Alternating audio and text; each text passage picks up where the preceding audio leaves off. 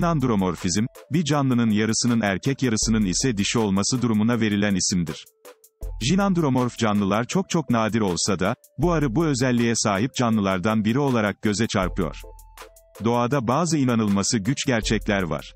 Bunlardan biri de jinandromorfizm olarak görünüyor. Jinandromorf canlılar, çift cinsiyetli değil. Bu canlılar, iki cinsiyetin de cinsel organlarını barındırmaktan farklı bir duruma sahip olmakla biliniyor. Başka bir deyişle vücutlarının her iki yarısı da farklı cinsiyetlere sahip. Bu durum son olarak bir arıda gözlemlendi. Arının sağ tarafı dişi özelliklerini taşırken, sol tarafı ise bütün erkek karakteristik özellikleri gösteriyor. Bu arı, sanki bir erkek arı ve dişi bir arı ortadan ikiye bölünüp sonra birleştirilmiş gibi duruyor. Arıyı bulan ve ilk incelemeyi yapan Erin Critchfield, o dönemde araştırma görevlisi olarak görev aldı Smithsonian Tropik Araştırma Enstitüsü, tesislerinde yaptığı çalışmayla arının aşırı nadir olduğunu ortaya çıkardı.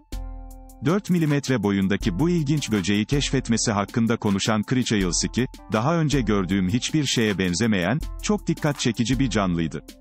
Bu çok heyecan verici bir gündü, açıklamasını yaptı.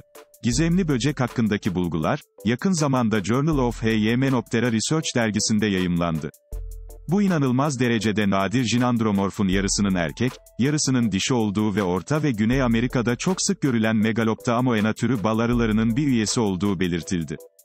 Hermafroditler, normalde dışarıdan bakıldığında erkek ya da dişi olarak görünür ancak her iki cinsiyetin de üreme organlarına sahip olur. Jinandromorfların ise bütün bedenleri iki farklı cinsiyetin mozaiğini andırır.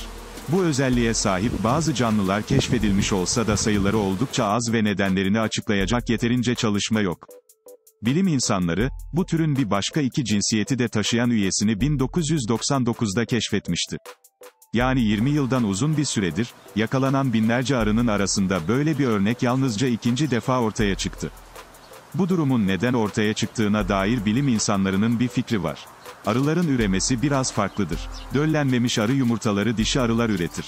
Öte yandan bu yumurta daha sonradan bir şekilde erkek tarafından döllenmeye çalışılırsa iki genetik kaynak karışır ve ortaya bu tür canlılar çıkar.